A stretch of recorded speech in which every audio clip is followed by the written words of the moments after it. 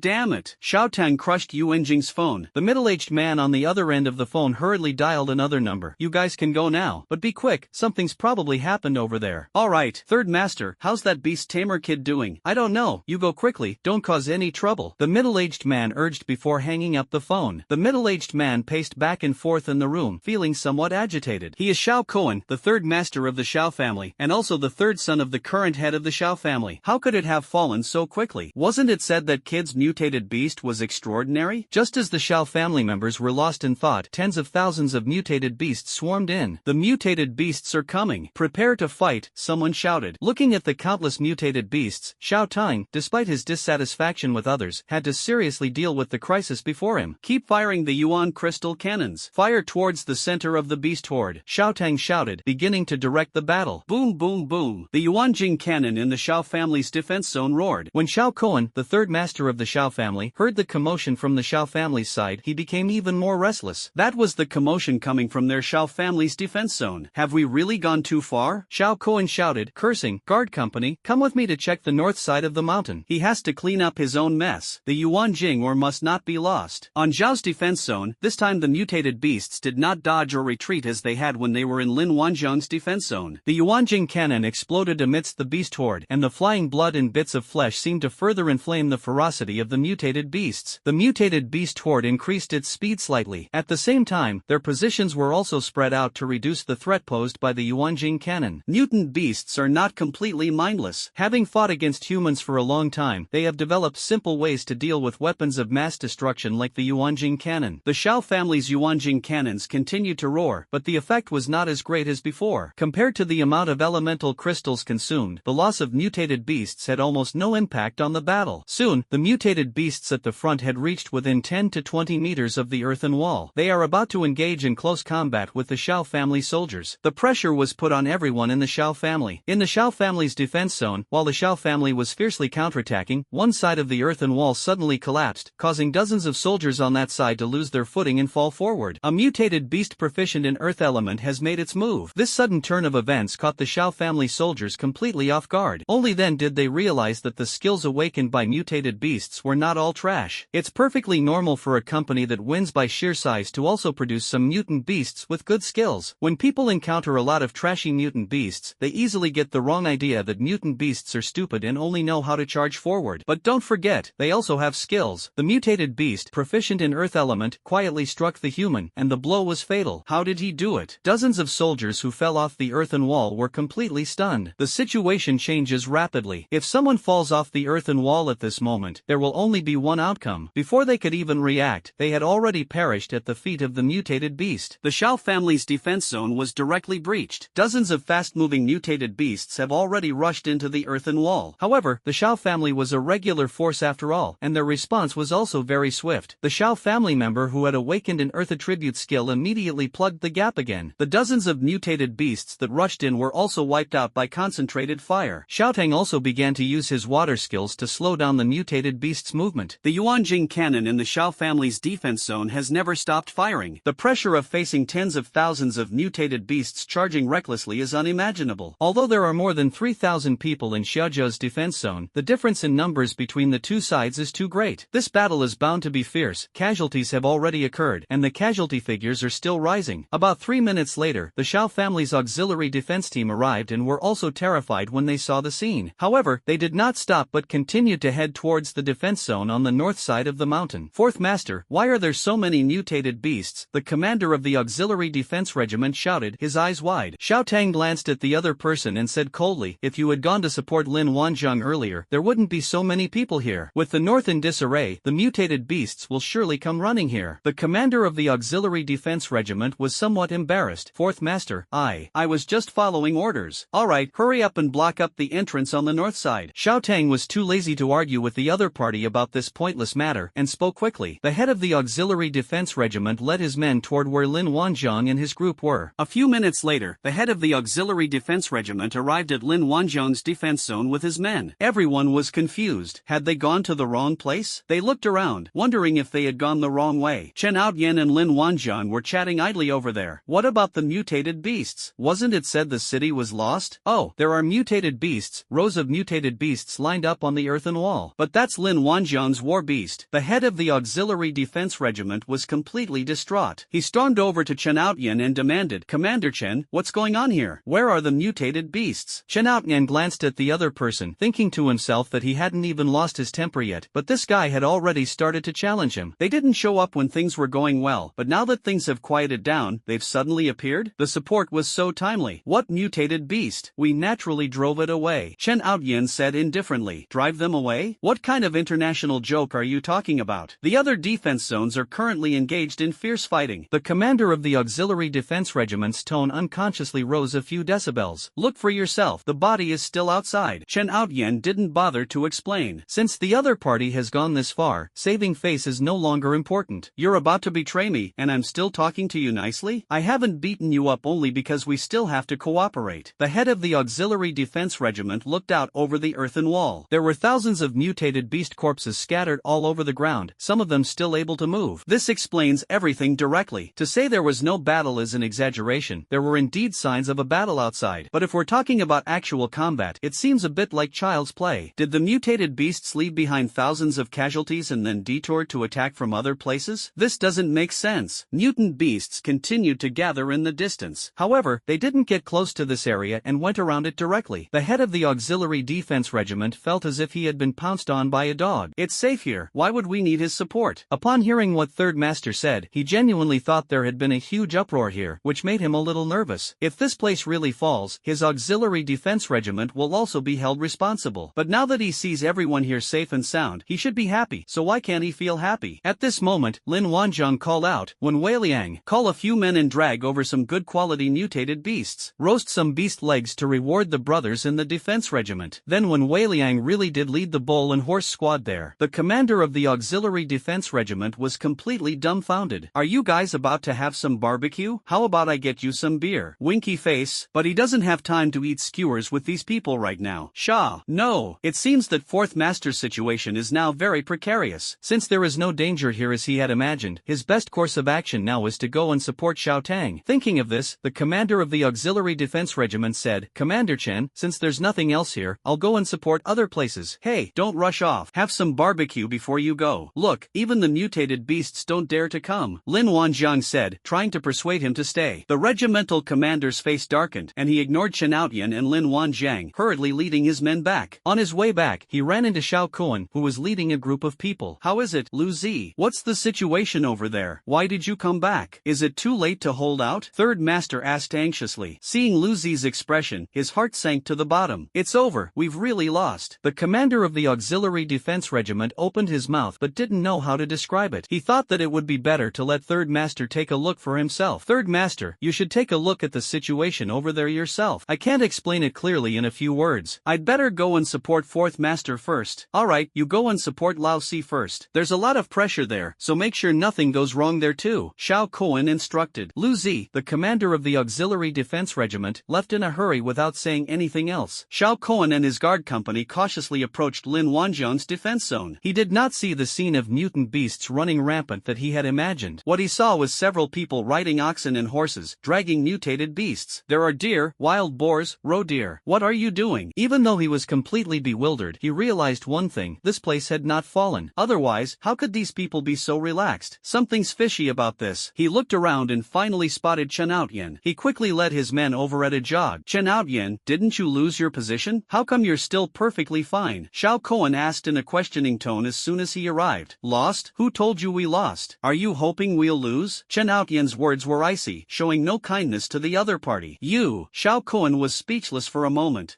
Weren't you in a real hurry on the phone? Didn't you say a large number of mutated beasts had died?"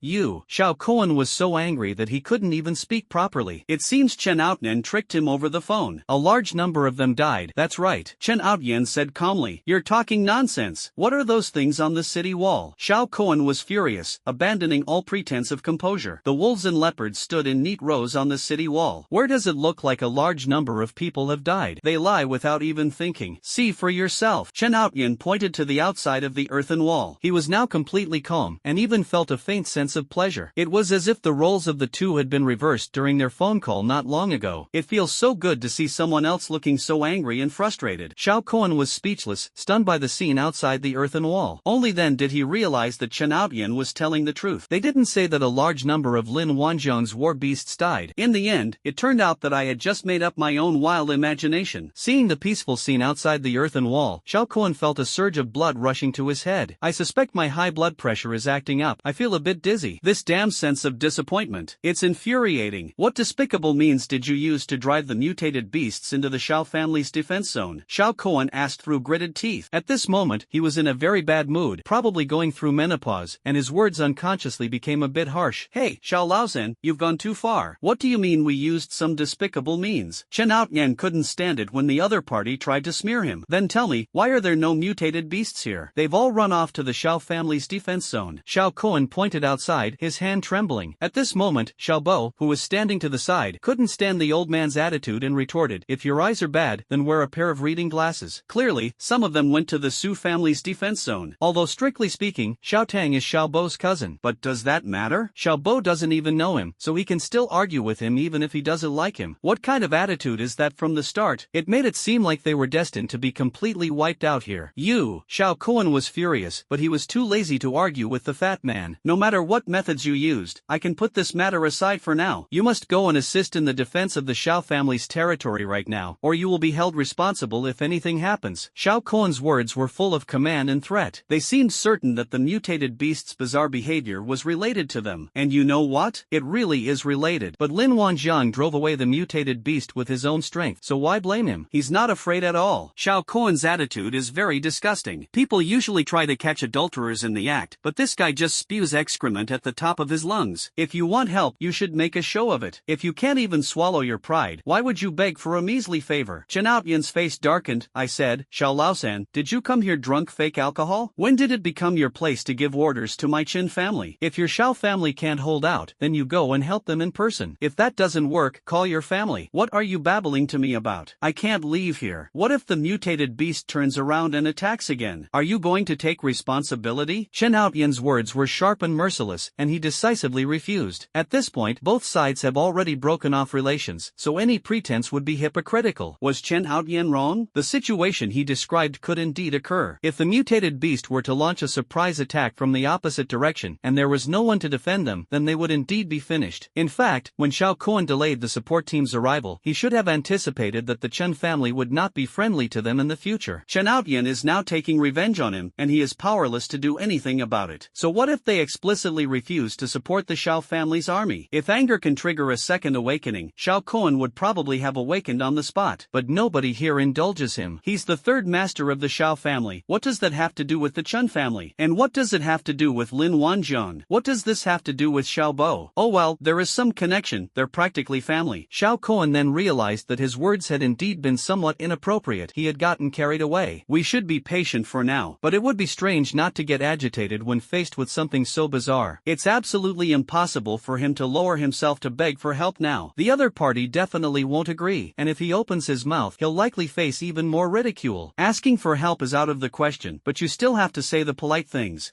My Xiao family will investigate this matter thoroughly. You'd better not give me any leverage, or I will definitely get your Chen family out of the game. After saying that, Xiao Koan quickly left with his men. Xiao Koan left with a sliver of hope. Hopefully, Chen Outyan will realize the seriousness of the problem and take the initiative to support the Xiao family, thus easing the tension. He also had some understanding of Chen Outyan's personality. As Chen Outyan watched Xiao Koan's departing figure, he felt a sense of relief, but he was also thinking about many things. Yuan Jing mine, after all, is related to the family's interests. This small beast tide is coming in with great force, and as the representative of the Chen family in this area, he certainly cannot stand by and watch the Yuan Jing mine be destroyed. He can be very emotional when it comes to Xiao Koan, but he must be rational when it comes to Yuan Jing mine. This is inherently a contradictory state of mind. They are flesh and blood, yet also very principled. Perhaps this is Chen Outyan, a person who always puts his brothers and family interests first. That's precisely why he was sent here as a representative. Chen Outyan remained silent for a long time before sighing. Shaolin, you should be fine guarding this place by yourself. The rest of the 7th Regiment can go and assist in the defense. Who are we supporting? Xiaobo asked, puzzled. There's no pressure on our 7th Regiment's defense zone right now, and with the 6th Regiment there, it's not a big problem. The Xiao and Su families will be the first to be affected by this small-scale beast tide. If the two families cannot hold on, they will indeed collapse. In the end, Chen Outyan still chose to support others, prioritizing the greater good. If the Yuanjing mine were to fall, it would be a tremendous loss for the Chen family, so reason led him to make this decision. Lin Wanjiang remained silent for a moment, then nodded. To be honest, Xiao Tang, the regimental commander of the Xiao family, seems to be alright. He is also the military commander of the Xiao family's defense zone. But this person just now made him feel very disgusted. Different people in the same family gave him two completely different impressions. As for the Su family,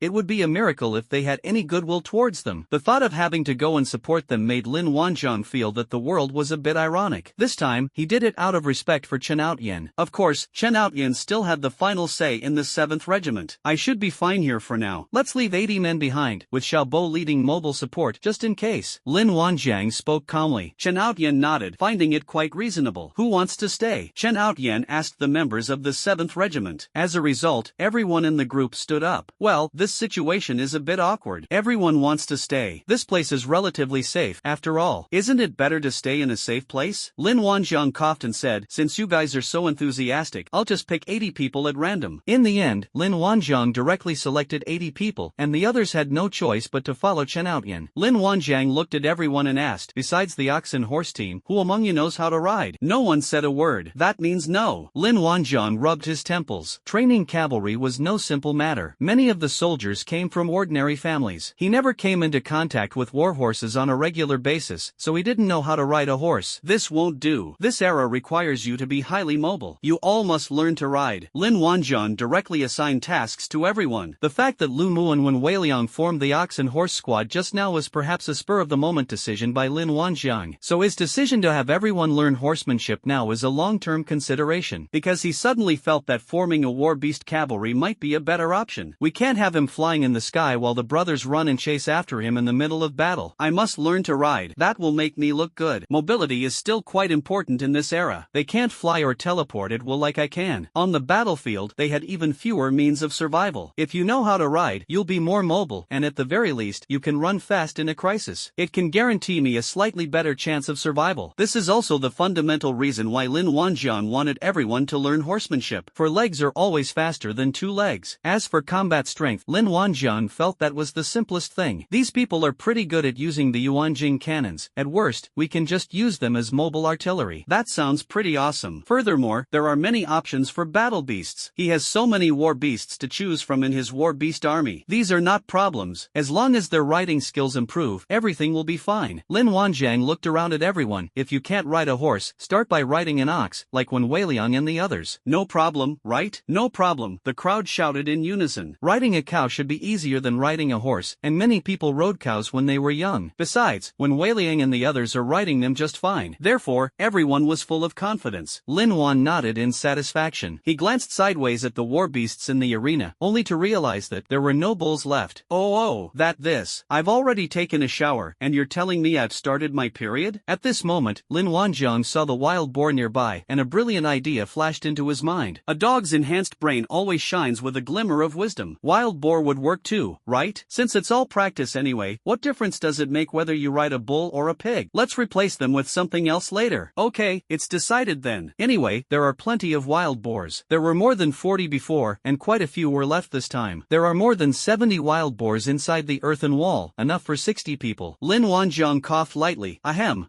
There are no more cows, so the remaining 60 of you can ride wild boars for now. Hee, the wild boars are just as good. I personally selected these wild boars. They're all as strong as little tanks. Everyone was completely baffled. The cow is gone. Riding a wild boar. Could this be any more stylish? It's not that wild boars are bad. On the contrary, the mutated wild boars are indeed very robust. It just doesn't look very appealing. Just thinking about riding on a wild boar and parading through the streets, ugh, don't even mention it. You absolutely have to wear a mask. If someone recognizes you, you'll want to disappear into the ground. But since Lin Tuan had already said so, what could they do but do as he said? Anyway, the wild boar was just part of their horsemanship training. Presumably, Lin Tuan can't let them ride wild boars every day. Sooner or later, he'll get them a decent batch of mutated beasts. Otherwise, how could Lin Tuan afford to lose face like that? Lu Mu and Wen Weiliang still led the previous 18 people away on oxen and horses. The remaining 60 people each chose their own battle pig, displaying an attitude of I'm shameless for the organization. I'm going all out. Superscript 3. Everyone, practice properly. I'll give you 5 minutes to get used to it. 5 minutes later, Company Commander Shao will lead his team to provide mobile support to other defense zones. We can't let people say that our 7th Regiment is only concerned with its own affairs. Of course, this is mainly about showing support. Just showing your face and going through the motions is enough. Just fire a couple of shots. Our main focus should be on improving your riding skills. Safety first. I have only one requirement for you. Improve your riding skills quickly. Lin Wanjiang was giving a pep talk to everyone. The main reason Xiao Bo was chosen to lead the team was because of his thick skin. Leading a group of wild boar cavalry, he couldn't really remain calm. He had his pride too. Xiao Bo had ridden the flying tiger a few times and was quite skilled at riding, but the wild boar's physique didn't seem to suit him. Lin Wanjiang had no choice but to assign Flying Tiger to Xiao Bo again. But why does Flying Tiger look a little resentful? Oh well, it must be my imagination. After all, they've worked together before and are considered old teammates, so they have good chemistry. Riding his Flying Tiger with high spirits and a touch of childish arrogance, Xiao Bo shouted, "Brothers, let our friendly forces see how powerful our mobile artillery company is." The 60 people riding the pigs quietly covered their faces with masks or strips of cloth. Let's go! Xiao Bo waved his hand. Lin Wanjiang's small team of of cattle, horses, and pigs set off, wobbling along. But this formation, it's already a miracle that we didn't fall off the wild boar's back. What more could we ask for? Lin Wanjiang turned his head and closed his eyes, unable to bear watching any longer. Dog, call me if you make any noise, I'm going to take a nap. After saying that, Lin Wanjiang went to sleep. Don't worry, I'm here, the dog replied. At this time, the Xiao and Su families' defense zones were under immense pressure from the beast tide. Who would have thought that Lin Wanjiang would be sleeping so leisurely here? Lin Wanjiang was exhausted and fell into a deep sleep. He's probably the only one who can sleep so peacefully in a place like this. With the addition of the Auxiliary Defense Regiment and Xiao Kuan's guard company, the situation eased slightly. However, the pressure is also immense, and there can be no room for complacency. The casualty figures continue to rise. This is the danger of fighting against mutated beasts. Normally nothing might happen, but once something does, it could be a big deal. Just as the Xiao family was fighting back with all their might, Xiao Bo arrived with his cavalry company. Brothers, let the friendly forces hear the sound. Prepare for high-angle trajectory, launch, Xiao Bo shouted. Chirp, chirp, chirp. 80 energy pillars rose into the air, transforming into parabolic arcs that fell towards the outside of the earthen wall. Their commotion still distracted the Xiao family soldiers on the earthen wall. Is this reinforcements arriving? The soldiers of the Xiao family were greatly encouraged. If anything can boost morale at this time, it is undoubtedly reinforcements. Judging from the commotion caused by that Yuan crystal cannon, the number of reinforcements must be considerable. At least one artillery battery. Now, the more people there are, the more confidence we have. With another artillery company, their situation would undoubtedly be much easier. Although the Yuanjing cannon landed outside the earthen wall, appearing somewhat messy and lacking any real accuracy, but there are just too many mutated beasts outside. This method, which usually only produces a loud noise, is actually quite effective. Some people took a moment to look back, wanting to see where the reinforcements came from. What did they see? I saw a group of people riding oxen, horses, and wild boars trotting towards me. The fat man at the head of the group was riding on the back of a winged tiger. The iconic war beast was quite obvious, and everyone instantly understood that it was the Chen family's artillery company that had arrived. If you're here to provide support, why ride a pig? Everyone was completely baffled, and their disjointed emotions nearly caused them to get into trouble. This was not the time for them to be distracted. They quickly focused on fighting the mutated beasts. Xiao Kuan also witnessed this scene, and was surprised to see that the person who came to their aid was none other than the fat man who had just choked him. Instead of feeling moved, I felt like I had everything under control. Xiao Kuan revealed a smug smile.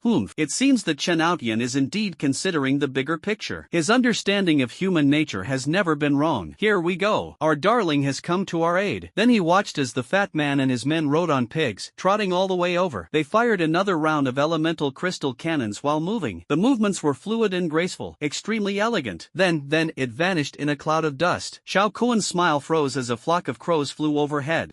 Why didn't it stop? Hey, stop right there, you've gone too far. Weren't you here to provide support? Xiao Kuan was completely dumbfounded. What trick was Chen Outyan playing? Is he still waiting for him to ask him for help? Not only Xiao Kuan was puzzled, but many others were as well. The Chen family rode over in a grand procession on pigs, making quite a show of force. They fired 2 cannons and then left. Watching the departing figures of the Chen family cavalry, Xiao Kuan hesitated for a long time before finally picking up his phone and dialing Chen Outyan's number. Chen Outyan has taken the initiative to break the ice. Now that he needs someone's help, he has to put aside some of his pride. However, the phone rang for most of the day, but no one answered. Chen Outyan was leading his men to reinforce the Su family's defense zone. He had no time to answer the phone. Looking at the unanswered call, Xiao Kuan felt a surge of inexplicable anger rising within him. Fine, Chen Outyan, I've gone to the trouble of lowering myself to call you, and you're playing hard to get, huh? I'm telling you, I'll call later. Xiao Bo led the group to gradually increase their speed. Swaying back and forth, the people riding the pigs relaxed a little. Gradually, I mastered the skill of riding a pig. The speed naturally increased gradually. Any increase in speed is progress. Despite his seemingly carefree demeanor, Xiao Bo had been carefully observing the behavior of the people behind him the entire way. If someone notices that they are falling behind, the pace will be slowed down. After realizing that everyone was quite proficient, they began to gradually increase the speed. The 81 riders ran all the way, passing through the Lu family defense zone, going around the south side of the mountain, and then to the Chen family defense zone. The number of mutated beasts in the Lu and Chen families' defense zones is not very large yet, and the group is handling them relatively well. When passing through their 7th Regiment's defense zone, Xiao Bo deliberately slowed down and bombarded the area several more times before proceeding. The call was answered quickly. Go, 6th Regiment brothers, Xiao Bo shouted in a childish way. When Xiao Bo shouted, everyone riding the pigs unconsciously touched the cloth masks on their faces. Thankfully they were still there. It's as if they're afraid others won't recognize them. The men of the 6th Regiment, stationed stationed in the 7th Regiment's defense zone, all gaped in astonishment. They recognized the person as belonging to the 7th Regiment immediately. The situation is just complicated. The 7th Regiment was recently transformed into an artillery regiment. Is it now planning to transform into a cavalry artillery regiment? Although they were riding wild boars, cattle, and horses, they could still be considered cavalry, right? My brother is awesome. Xiaobo and his 81 riders became a clear mudslide on the battlefield. When Xiaobo and his group arrived at the Su family's defense zone, their speed had noticeably increased. Lin Wanzhang's assessment of wild boars' robust physique is indeed true. These wild boars are fast and strong, no less so than horses. When it runs, it wiggles its big butt and runs incredibly fast. The fighting is also fierce in the Su family's defense zone, and the pressure they face is similar to that of the Xiao family's defense zone. However, Xiaobo and his group did not stop to help. They fired a few more shots and then ran away. Tada! Tada! They came in a hurry and left in a hurry. Chen Outyan was bewildered in the wind. This is what Lin Wanzhang said. Mobile support? Wow, that makes a lot of sense. Commander Su shouted, Commander Chen, was that wild boar cavalry company under your command just now? They were quite imposing, I must say. Chen Outyan's face darkened, and he didn't want to speak anymore. Can't you be a little quieter? Is he trying to let everyone know that Chen Outyan has a wild boar cavalry company? Chen Outyan suspected that the other party was deliberately trying to smear him. When did his 7th Regiment get a wild boar cavalry company? How could he not know that himself? This was clearly assembled in such a short period of time. Lin Wanzhang left 80 men behind so that the entire cavalry company could come out. Chen Outyan truly admired Lin Wanzhang and wondered how he could be so clever. His thought process is quite peculiar. There are many ideas he simply didn't think of, or rather, didn't notice. Yes, I can rest assured leaving the 7th Regiment to him. It's all settled. Xiaobo and his group ran a long circle around the mountain and returned to their starting point. They found Lin Wanzhang asleep and gave no further instructions. Xiaobo had someone feed the war beast some water, let it rest briefly, and then led his men on their way again. Flying Tiger was too lazy to run anymore, so it simply activated its wings and flew away, consuming the yuan crystals on its back. Carrying a fat guy while running uphill, my legs are starting to feel weak. What terrible things did it do? And so, this clear stream flowed around the battlefield again and again. Now everyone is as stable as a mountain on the pig's back. Running is even more effortless. Finally, after running an unknown number of laps, the wild boar was almost foaming at the mouth before the riding training session came to an end. The battle continued until nightfall before gradually coming to a halt. The small beast tide was ultimately defeated by the combined efforts of the 4 families. The 4 families mobilized nearly 18,000 people, consumed a massive amount of elemental crystals, and paid a heavy price to finally defeat the mutated beast tide. More than 7,500 soldiers died directly in the battle, equivalent to 5 full-strength regiments. And there were even more injuries. Almost everyone was injured, some minor and some serious. There are no pedestal-mounted heavy crystal cannons here, and they are located outside the border. The defensive fortifications were certainly no match for the borderline, so the casualties were rather high. People also underestimated the mutated beast's thirst for elemental crystals. When they launched an attack, they were reckless and almost suicidal. Hundreds of thousands of mutated beasts almost brought down 4 families. Fortunately, they managed to hold on in the end. While it's impossible to guarantee that every mutated beast is highly capable, humans at least have elemental crystal weapons. It ensured the fighting capacity of every ordinary person. If you can fire a gun, a cannon, or a knife, you can damage the mutated beasts. That's why humanity was able to stand until the end. Even after the Great War, there is no room for complacency. There is still much to be done. Some were busy cleaning up the battlefield, some were busy treating the wounded, and some were busy repairing fortifications. Perhaps only by keeping busy can people alleviate their low spirits at this moment. The mining of Yuanjing ore on the mountain has never stopped. Every second counts. Truckloads of crystals were continuously being sent to the border. These elemental crystals are clean, yet they are also stained with blood. In the end, these yuan crystals only ended up in the pockets of a few people. In the midst of the celebratory banquet filled with laughter and joy, people might even forget those who fought and bled on the front lines. After resting for half a day, Lin Wanzhang's mental energy was restored, and he has woken up. After learning how many people had died in this small beast tide, he remained silent for a long time. He gazed at the distant mountains and fell into deep thought. Just as Lin Wanzhang was feeling melancholy, Xiaobo walked over and said mysteriously, Zhang, guess who I saw at the Su family's place? Lin Wanzhang snapped out of his daze and asked in confusion, who is it? Your fiancé? Get lost, I'm still single. Su Wanwan. Xiaobo said, enunciating each word clearly. Su Wanwan? That name sounds familiar. Is she a relative of yours? Lin Wanzhang couldn't recall the name for a moment. We can't continue this conversation like this. Su Wanwan, the one in our academy who awakened the teleport skill. Xiaobo rolled his eyes. Oh, if you had said so earlier, I would have remembered. It's her. Lin Wanzhang suddenly realized his teleportation skill was copied from someone else. It seems he even hugged her back then. It was definitely her. That should be it. The scene was quite chaotic at the time, and he couldn't remember who he hugged. Su Wanwan, what brings you here? Were you recognized? Lin Wanjiang asked, getting to the heart of the matter. If Xiao Bo is recognized by the other party, then their identities in the South District will be exposed. From now on, all we can do is stubbornly face any enemy. Hey, how would I know? I saw her from afar. She was easy to recognize, but she probably didn't recognize me. Lin Wanjiang nodded. Yes, that's true. Fat people all look the same, so they're quite hard to tell apart. Xiao Bo, Omega Winky Face. Please don't make personal attacks. Thank you. Su Wanwan is actually from the Su family. She must have come here to scout the location so that the teleporter can come over, right? Lin Wanjiang analyzed the other party's intentions in his mind. Otherwise, it doesn't make sense for a 16-year-old girl to come to such a dangerous place. Just as he and Xiao Bo were discussing why Su Wanwan had come here, Chen Outnian arrived. Chen Outnian did not come alone this time. He was accompanied by a man and a woman. The man was none other than the head of the Su family. And that graceful figure, who else could it be but Su Wanwan? Even though it was dark, Lin Wanjiang and Xiao Bo could guess who was coming. Lin Wanjiang and Xiao Bo froze on the spot as the three people approached. Speak of the devil, and he shall appear. The ancients were right. Lin Wanjiang started cursing inwardly. Hey bro, why did you bring that girl here? This is terrible. Her public image is going to collapse. Lin Wanjiang sighed inwardly, hoping that the lighting was poor and the other party wouldn't recognize him. Otherwise, we really would have to reveal our hand. With his current hand, even if he had his cards revealed, he would be confident he could play them however he wanted. Therefore, Lin Wanjiang did not panic. On the contrary, he remained quite calm, as if he were about to face a storm. Hee, let me introduce you, Miss Su Wanwan. The man on the left in front is Lin Wanjiang, the deputy commander of my 7th regiment. He is a famous beast tamer and can definitely be considered a young talent. The man on the right is Xiao Bo, the company commander of my 7th regiment, who is also the leader of the cavalry team you just saw. Chen Outyan walked over and began introducing the two parties. Wanjiang, this is Commander Su's niece, Su Wanwan. She has awakened the rare teleport skill. You are all young people. You should get to know each other. As Chen Outyan spoke, he desperately tried to wink at Lin Wanjiang. Such a wonderful girl, and her awakened teleportation skill is amazing. She's definitely a perfect match for me. Look how good your brother is to you. He's introduced you to a girl. The two were of similar age and both were extremely talented individuals, so Chen Outyan had the idea of acting as a matchmaker. What he didn't notice was that Su Wanwan and Lin Wanjiang were both stunned when they looked at each other. When Su Wanwan saw Lin Wanjiang, she was first stunned, then surprised, and her emotions were complicated. Lin Wanjiang could even see the other person blush slightly. After a few seconds of eye contact, Su Wanwan glanced at Commander Su beside her, seemingly intentionally or unintentionally, and her expression returned to normal. When Lin Wanjiang saw Su Wanwan, he knew she had recognized him. If you still think the other person didn't recognize you, you're just fooling yourself. So what if I get recognized? Lin Wanjiang's heart calmed down at this moment. Suddenly, they seemed to have shed their previous timidity. This was the most peaceful moment he had experienced since his rebirth, for no other reason than that he was ready to face the world. Why did he run from the South District to the North District? And why did he accidentally join the Chun clan's army? Lin Wanjiang knew that his previous avoidance was because he wasn't mentally prepared. He needs some time to readjust to the rhythm of this world. Get used to the amazing version of yourself you're about to achieve. If he hadn't met Su Wanwan and his identity hadn't been exposed, this adjustment period might have been unknowingly prolonged. But now that we've encountered this situation, there's no other way but to lay our cards on the table. I'm not pretending anymore. I'm coming clean. I've already got a godlike build. It's like a jungler with 6 full items is in the river, and then happens to see a squishy marksman with only a pair of boots in the river. Panicking? Not at all. Lin Wanjiang extended his hand and smiled. Hello, Lin Wanjiang. The teleport skill is one of his trump cards. This skill comes from the girl in front of me. Therefore, Lin Wanjiang did not treat her with hostility just because she was a member of the Su family. Su Wanwan was slightly taken aback when she saw Lin Wanjiang extend his hand to her. She had a strange feeling that the person in front of her suddenly seemed different. Does she seem to have become more open-minded? Was this just my imagination? Su Wanwan was momentarily dazed. However, she quickly smiled and generously extended her hand to shake hands with Lin Wanjiang. Hello, my name is Su Wanwan. Su Wanwan's voice was as melodious as a silver bell. It was as if they had just met. Chen Outyan silently gave him a thumbs up. That's good. This kid has potential. He's quick-witted. 1001. At this moment, Xiao Bo also stepped forward with a cheeky grin and extended his hand. Hello, my name is Xiao Bo. He had assumed Su Wanwan would politely decline to shake his hand. He was still somewhat self-aware. However, to everyone's surprise, Su Wanwan smiled and shook hands with the fat man, saying, hello. To outsiders, all of this seemed normal. The girl appeared poised and graceful. peaceful. Su Wanwan didn't say anything like long time no see or ask them why they were there, as if it were their first meeting. Lin Wanjian was certain that the other party recognized him, but she deliberately pretended not to know them in front of outsiders. It was getting dark, and some subtle expressions were hard to see from a distance. Even Xiaobo was dumbfounded and thought the girl hadn't recognized them. Is Su Wanwan covering for them? But what is the purpose of doing this? Or perhaps they want to appease them first? Regardless of the reason, Lin Wanjian doesn't care now. He's a little money god. Come and get him if you dare. Hee, you young people should keep in touch and exchange contact information so you can discuss things together in the future. Chen Outyen, acting as matchmaker to the end, went straight to facilitating the connection. Lin Wanjiang was both amused and exasperated. Why is this boss suddenly concerned about his life's most important matters today? At this moment, Su Wanwan smiled and took out her Yuanjing phone in a generous manner. Lin Wanjiang didn't want to add her, but since the girl was being so proactive, why should he hesitate? So the two became friends. Commander Su, who was standing to the side, frowned as he watched the scene, but said nothing. However, he seemed to be thinking about something. Chen Outnan led Commander Su and Su Wanwan on a tour of Lin Wanjiang's warbeasts. Su Wanwan maintained a surprised, girlish demeanor throughout. However, she was indeed quite surprised. Lin Wanjiang clearly possesses the skill of infinite copy, which copies Yuan crystals. How did she become a beast tamer? She still doesn't understand it. Could he be a dual skill awakener? This seems to be the only scientifically plausible explanation. Commander Su has not said a word all night, and I don't know what he's thinking. Lin Wanjiang and Xiaobo simply followed quietly. So Chen Outyen did all the talking the whole way, and Su Wanwan responded with surprise. Chen Outyen and his group of taciturn men really couldn't continue their conversation. Lin Wanjiang gets shy and silent whenever he sees a girl? That won't do. No way. I have to pass on some of my experience to him from now on, no matter what. If you don't say anything, are you waiting for the girl to throw herself at you? What a pipe dream. After Chen Outnan led his men around to avoid Lin Wanjiang's quiet nature causing any misunderstandings or leaving a bad impression on the girl, he took Commander Su and Su Wanwan and left first. He'll have a good talk with Lin Wanjiang later and teach him the 36 strategies for picking up girls. Chen Outyen worried about Lin Wanjiang like a father. Actually, Lin Wanjiang still wanted to ask Su Wanwan a few questions. However, his uncle was also present, so it seemed inappropriate to ask. I can't exactly ask, does your Su family have any designs on me? Didn't that scare them? As for saying some meaningless, suggestive things to a girl, that doesn't seem appropriate for the occasion. He admitted that Su Wanwan looked quite pretty, but he wasn't a stud, so he couldn't lift his knife when he saw a female. Women will only slow him down. So Lin Wanjiang simply shut up and remained silent, observing everything from the sidelines until Su Wanwan took the initiative to break the ice. Xiaobo, worried that Su Wanwan would recognize them, would be even less likely to cause trouble, so he also acted as if he were invisible. Poor Chen Outyen. He finally managed to introduce a girl to Lin Wanjiang, but it seems like they're not a good match from the first meeting. After Chen Outyen and his men left, Xiaobo breathed a sigh of relief. Phew, thank goodness, she didn't recognize us. Hee, she recognized me at first glance. It's just that there were outsiders present, so she pretended to be seeing us for the first time. Lin Wanjiang laughed. Ha, you've been recognized? Are you sure? Xiaobo asked suspiciously. He couldn't tell that the other party had recognized them. She might not recognize you, but she recognized me. After all, I'm too good-looking and too distinctive. Lin Wanjiang spoke the truth. So what do we do now? Xiaobo was too lazy to talk back. He was starting to feel uncertain. What are you panicking about? You're a company commander. What are you panicking about? Lin Wanjiang said, exasperated. Why would I panic? I'm just worried you'll be used as a tool. Oh, well, thank you for your concern. So, who do you think can hold me back right now? Lin Wanjiang asked again. Xiaobo pondered for 3 seconds, then patted his head and grinned. Hee, it seems so. It's just my habitual way of thinking. Who can hold you back now? You'd be gone in a flash with a teleport. Lin Wanjiang shrugged. So, what are you panicking about? Do you think I've been working on the assembly line for nothing these past few days? To tell you the truth, my beast minions are enough to form 4 beast legions. If the Su family still doesn't open their eyes, I'll make them experience what a freakish version of a beast tide is like. The kind where not a blade of grass grows. Lin Wanjiang looked toward the Su family's defense zone, his gaze deep. After Su Wanwan and Commander Su returned to the camp, Commander Su pondered for a moment before speaking. Wanner, do you know this Lin Wanjian? Su Wanwan shook her head. I don't know him. He has a very high talent for beast taming. He's quite a talent. Commander Su remained expressionless and then asked, but I heard that your academy had a Lin Wanjian before? Fourth uncle, there are plenty of people in the world with the same name. Our academy is in the South District, but this is the North District, Su Wanwan said with a smile. Commander Su nodded, but his brows were furrowed, clearly deep in thought. Su Wanwan glanced at her fourth uncle. Fourth uncle, it's getting late. I'll head back now. Call me if you need anything. Su Wanwan finished speaking and teleported. The person simply vanished from the spot. Commander Su stared blankly at the disappearing figure, lost in thought. Teleportation. What an incredible skill. It's a pity it's not one of our direct subordinates. Next, Commander Su dialed a number. Hey, have the South District send me Lin Wanjiang's information so I can take a look. Commander Su hung up the phone, feeling that Su Wanwan's behavior today was a bit off. The absence of flaws is itself a flaw. After returning home, Su Wanwan took out her phone and opened her chat with Lin Wanjiang. Su Wanwan edited the text repeatedly, then deleted it, then edited it again, and then deleted it again. In the end, he only sent one sentence, long time no see. Lin Wanjiang was slightly taken aback when he received the message from Su Wanwan. Good grief, this girl actually messaged him first, and it seems she's come clean. Lin Wanjiang became interested and sent a message. Since you recognize me, why pretend it's the first time we've met? Su Wanwan had clearly anticipated Lin Wanjiang's words. Su Wanwan joked, because you're very valuable now, many people want to collaborate with you. It's about arresting and imprisoning people, using them as tools. Lin Wanjiang said bluntly, making it clear. Upon seeing this sentence, Su Wanwan immediately realized that Lin Wanjiang was actually very aware of his situation. She was still thinking about how to reply to the message. Lin Wanjiang's message came again. Does your Su family also have designs on me? Do you want to cooperate, or do you want to enslave me? Lin Wanjiang's words were even more direct. A wise person doesn't hold back when they speak. Su Wanwan stared at those words for a long time. Yes, do they want cooperation or enslavement? It should be the latter. She grew up in that family and knew all too well what kind of people they were. Su Wanwan organized her thoughts for a moment before sending the message. There are indeed some people in the Su family who harbor ill intentions towards you, but there are also those who remain neutral. So, Lin Wanjiang, so, you're saying you're covering for me? Su Wanwan, I guess so. I really don't like what they're doing. Lin Wanjiang, thank you. Su Wanwan, you're so dazzling, your identity will be exposed sooner or later. My fourth uncle is already suspicious of you and will probably take action soon. Be prepared. Su Wanwan hesitated for a long time before sending this message, but she sent it anyway. Is she siding with outsiders? She doesn't know, but she just wants to remind the other person. It was probably a well-intentioned reminder from a classmate. Lin Wanjiang, excuse me for asking, is your fourth uncle your biological fourth uncle? Lin Wanjiang didn't feel it was abrupt to ask about the relationship between the two parties directly. Whether the other party answered or not was her business, but he still felt it was necessary to ask. Su Wanwan, no, my grandfather is the younger brother of the current head of the Su family. I am considered a member of a collateral branch, and Su Binghuan, who is my fourth uncle, is from the main family line. Lin Wanjiang, what about Su Binghui? Su Wanwan, he is also from the main family line. Lin Wanjiang hadn't expected that this girl would spill everything out like beans from a bamboo tube. It made his emotions a bit disjointed. Obtaining this information was incredibly easy, almost too easy. He didn't even need to say some of the things he was prepared to say. He was about to ask what card the other person played when they showed him the card right away. The Su family's cabbages seem a bit easy to pluck. I bet even the people who get scammed will help count the money, right? Of course, Lin Wanjiang has no time to be tempted by other people's good fortune. At this moment, Su Wanwan sent another message. By the way, are you a dual skill awakener? Lin Wanjiang replied without hesitation, smart. This can be considered an exchange of information, otherwise, it would be quite embarrassing if they had already said so much. He is indeed a dual skill awakener. He didn't lie, infinite copy, plus, spirit eye. Of course, Su Wanwan probably thought he had infinite copying, plus, beast taming. Su Wanwan, then you'll probably be even more sought after. Be careful. Lin Wanjiang did not reply to the message. After sending that message, Su Wanwan felt her cheeks burning and didn't have the courage to look at the message again. This was nothing like how he had shaken hands with Lin Wanjiang so generously before. Lin Wanjiang sorted out his thoughts. It seemed that the Su family, being the main branch, had designs on him. Since Su Wanwan wasn't one of them, he felt less guilty about taking revenge. In this way, Su Wanwan's strange behavior tonight can be explained. But why would she say so much to him? Lin Wanjiang didn't quite understand this point. He and she had only met twice. Although it seems like I hugged her at the time, I can't expect him to take responsibility just because of that. He considered himself handsome, but not quite as good as the readers, so it was clear that such a good opportunity was not for him. Lin Wanjiang didn't understand. At this moment, Lin Wanjiang suddenly realized something. Teleport is also a unique and powerful functional skill. This is a mobile teleportation array. Why would the Su family leave such a divine skill unused? Obviously impossible. So, Su Wanwan, isn't he just a tool? Thinking about it this way, Lin Wanjiang seemed to understand Su Wanwan a little better. She and he were, to some extent, the same kind of people. Under the constraints imposed by her family, Su Wanwan was bound to obey their instructions. A mobile teleportation array, wherever her family tells her to teleport, that's where she has to teleport. While she may not have any freedom, no one restricts her freedom, they simply ask her to do certain things. But while she could talk about about freedom, she couldn't escape the cage of her family or control her own destiny. Could she run away from home like a rebellious teenager? But where can we go? Fleeing for one's life? It doesn't seem to have come to that point. There's absolutely no need for it. Perhaps that's why she felt a sense of shared suffering. She probably didn't want Lin Wanjiang to live the same kind of life as her because she disliked it. If Lin Wanjiang is controlled by the Su family, he will only be in a worse situation than her and will have even less freedom. So, Su Wanwan covered for him and tipped him off tonight? Thinking of this, Lin Wanjiang couldn't help but sigh with emotion, realizing that in the world of martial arts, one is often not in control of one's own destiny. Ordinary people have their own hardships. Even members of powerful families have their own set of limitations. However, this girl has a really kind heart. Of course, Lin Wanjiang wouldn't be blinded by lust and foolishly believe everything Su Wanwan said. What if this is a honey trap set by the Su family? First, make him develop feelings for Su Wanwan, then seize the opportunity and marry into her family. Then he willingly became a tool, replicating yuan crystals for the Su family until his death. It's not impossible. Human nature is treacherous. Thank goodness I didn't fall for it. Lin Wanjiang maintained his rational thinking and judgment. There's a reason I'm still single. Since Su Bingkuan has already begun to suspect his identity, the other families will likely find out soon as well. The Chen family should find out soon. How will the Chen family view him? He is now a deputy head of a regiment under the Chen family. The official position wasn't particularly high-ranking, but it wasn't something that other families could easily manipulate. Therefore, if the Su family wants to take action against him, the only possibility is to negotiate with the Chen family or make an exchange of benefits. Having spent time with Chen Outyan, he had come to know Chen Outyan's character. Chen Outyan doesn't seem like the type to betray his men for personal gain. If there's anyone in the Chen clan's army who knew Lin Wanjiang was strange, it would undoubtedly be Chen Outyan. Lin Wanjiang revealed to Chen Outyan more than once that he was not short of yuan crystals. How many spirit crystals did he spend when he bought those mutated beasts? Others might not know, but Chen Outyan did. Anyone with a normal mind would investigate him. However, Chen Outyan did not inquire about his private affairs. He acted as if having yuan crystals was his business, and how he spent them was his business, and he didn't care at all. Lin Wanjiang didn't know whether Chen Outyan was faking it or not. It's true that Chen Outyan almost went to attack someone with a knife when he found out that old Wang, that unscrupulous merchant, was quoting such high prices. Later, during the beast tide, Lin Wanjiang used a massive amount of elemental crystals, and Chen Outyan kindly helped Lin Wanjiang cover the deficit by taking advantage of the situation. Throughout the entire process, Chen Outyan never discussed the Yuan Jing issue with Lin Wanjiang. This seems to be his bottom line in life. He's been a member of the 7th Regiment for so long now. If Chen Outyan wanted to target him, he probably would have already brought people to his door. Therefore, we can assume for the time being that Chen Outyan has no particular thoughts. What about the rest of the Chen family? Lin Wanjiang didn't believe that the other members of the Chen family wouldn't be excited after they learned that he could replicate yuan crystals. Human nature cannot withstand scrutiny, much less testing. Tonight is exceptionally quiet. Lin Wanjiang was on night watch, while the others had already rested. They were indeed tired after riding the pigs for most of the day. It might be an illusion caused by the recent great battle, or it might simply be that it was always this peaceful and he hadn't noticed it before. Lin Wanjiang gazed at the distant, boundless mountain range. At this moment, he wasn't thinking about who he was going to trick, he was simply lost in thought. That place was part of the Chinese territory years ago, but it has long been invaded by mutated beasts. If we say that humans are a weak species, then they are indeed quite weak. They can't even beat a pheasant in a one-on-one fight. But this weak species managed to hold its ground in an era teeming with mutated beasts. They even have the energy to engage in internal strife. If we're talking about what's most amazing about humans, it's probably their adaptability. No matter how complex or harsh the external environment is, humans can always find a way to survive that suits them. Lin Wanjiang stared blankly for the entire night, thinking about almost every aspect of the origin of species. Of course, he didn't stop devouring the yuan crystals in his hand. Even when a player is daydreaming, they are still doing something meaningful.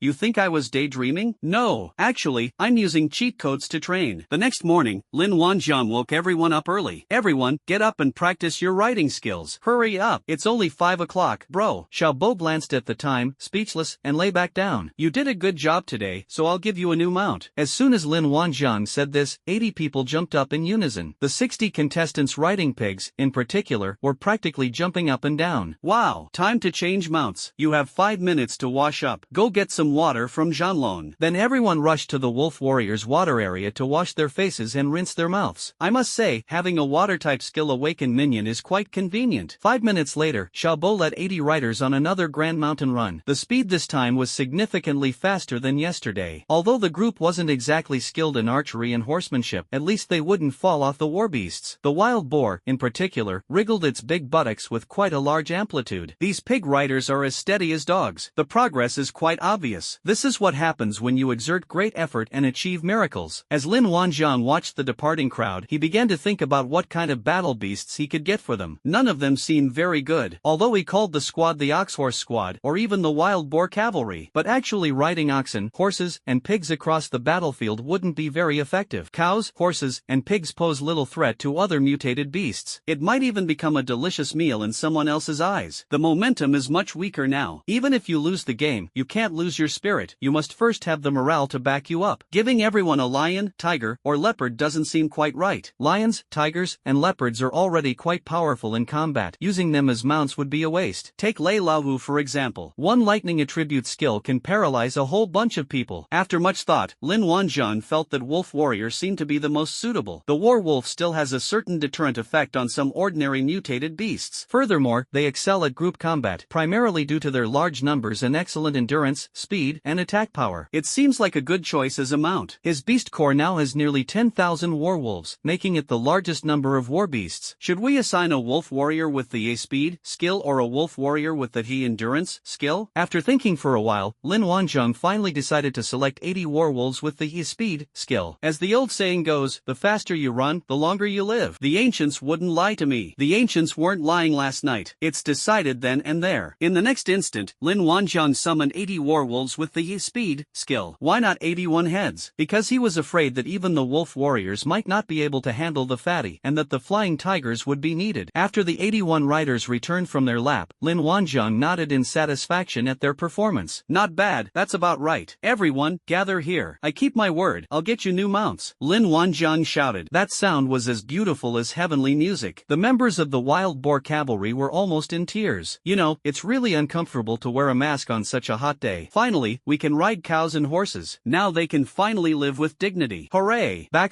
Amazed face, Lu Mu and Wen Weiliang reacted relatively well, as they had always ridden oxen and horses. Let's see, will you like this new mount? Lin Wanjiang said with a smile. Everyone looked around upon hearing the sound, but there were no war horses in sight. Only wolf warrior? Could it be? The mount is a war wolf? The crowd counted them carefully and there were exactly 80 heads, all neatly arranged. Each of the wolf warriors is 1.6 meters tall and more than 2 meters long, making a truly impressive sight. Boss, are we going to use them as mounts for our war wolves? Lu Mu's eyes widened, and he was practically drooling. Lin Wanjiang waved his hand arrogantly. Besides having a lot of battle beasts and yuan crystals, your boss has no other shortcomings. Everyone choose one. From now on, they will be your mounts and your companions. Treat them well. By the way, their skills are all speed. Lin Wanjiang added a sentence. For a moment, everyone was stunned. Happiness had come too suddenly. The War Wolf Cavalry. They never imagined they would have the chance to own a war wolf as a mount in their lifetime. I wouldn't even dare to dream of it. After riding pigs all day, everyone actually felt that riding pigs wasn't bad. At least they had a war beast to ride, which was much better than others. When I have the chance to ride a horse in the future, I'll really stand up. How long has it been? Their boss has already given each of them a war wolf? Moreover, it's a war wolf that has awakened the speed skill. This incredible wealth just fell right on my head. Lu Mu was the first to react and shouted, "Long live the boss. I will fight for you for the rest of my life." When Weiliang was also visibly excited. We must fight this life. Fight for this life. Fight for this life. With Lu Mu and Wen Weiliang leading the way, everyone's emotions were soon infected, and they looked like they were really going to fight for Lin Wanjiang for the rest of their lives. Even the 10 soldiers who weren't originally from the 6th or 7th company were infected and joined in the chanting. These past few days everyone has become completely familiar with each other. We fought together, and we played together. They've even ridden pigs without any shame. What else is there? We are now one entity. The camaraderie among comrades in arms develops so quickly. At the same time, these 80 people are more unique compared to others. They are cavalry. This is what makes them different from the rest of the 80. With this relationship in place, everyone's sense of collective honor unconsciously increased even more. The cavalry company is taking shape. Given time, this will surely become a sharp and elite force. Lin Wanjiang laughed and scolded. All right, stop just shouting slogans. I'm waiting for you to fight to the death. Your task now is to get up to speed as quickly as possible and develop a good working relationship with your wolf warriors. Yes, we guarantee to complete the mission. The crowd responded in unison with great enthusiasm. Then the 80 people went off to choose their own wolf warriors. Lu Mu was the first to approach a war wolf with a scar on its forehead and asked, "Hello, would you like to become my partner?" In fact, he didn't need to do that, because these were all Lin Wanjiang's war beasts. Lin Wanjiang distributed these war beasts to them, and they could could simply choose one to ride. But Lu Mu did it anyway, because he believed that all things have a spirit. He and Zhanlang will have a long time to spend together. Once Zhanlang becomes his mount, they will be partners who will share life and death. Lu Mu genuinely wanted to build a good relationship with the werewolves, so after selecting one, he asked them a question. This also shows his respect for Wolf Warrior and his partners. When the others saw Lu Mu doing this, they all stopped and looked in his direction. Suddenly, Lu Mu produced a handful of feed and held it up to the wolf's mouth. The warrior with a scar on his forehead stared intently at Lu Mu for 6 or 7 seconds, and then it opened its mouth and ate the food. Lu Mu was overjoyed and patted Zhanlang on the head.